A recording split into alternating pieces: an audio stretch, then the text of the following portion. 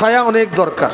40 degree 38 ডিগ্রিতে আমরা পাগল হয়ে যাই, ছায়া খুঁজতে আসি, কোথায় গাছ আছে, একটা ফ্যান আছে কোথায়, যেখানে সূর্য মাথার কাছাকাছি, যেখানে জমিনটা হবে তামার। জমিন কিসের? জমিন কিসের? তামা জমিন। হালকা গরমেও গরম হয়ে যায়, পা রাখা যায় না, পা রাখা যায় না। এমন গরম যে পা রাখলে ওই টকবক করি মাথা উতরাবে, কানে দিয়ে মুখে দিয়া মাথার মগজগুলো গড়িয়ে বের হয়ে পড়।